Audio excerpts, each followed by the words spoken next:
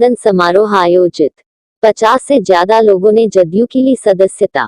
शेखपुरा के बरबीघा विधानसभा क्षेत्र के दर्जनों गांव के सैकड़ों साथियों ने जदयू बरबीघा विधानसभा प्रभारी डॉक्टर राकेश रंजन के नेतृत्व में सीएम नीतीश कुमार एवं आरसीपी सिंह में आस्था और विश्वास रखते हुए सदस्यता ग्रहण किया।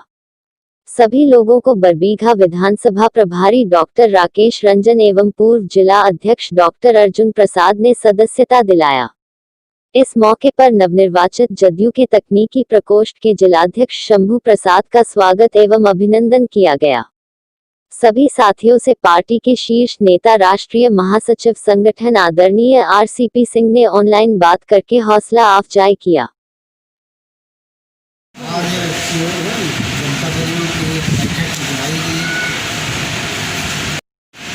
आज बरबीघा विधानसभा क्षेत्र से करीब 4 दर्जन साथी, लगभग 50 साथी जदयू में माननीय नेता नीतीश कुमार एवं माननीय नेता आरसीपी सिंह में आस्था और विश्वास रखकर हमारे संगठन में कई विभिन्न दलों के लोग एवं कई संगठन के लोग, कई समाज के लोग आस्था और विश्वास रखकर आज जदयू का सदस्यता ग्रहण किया है।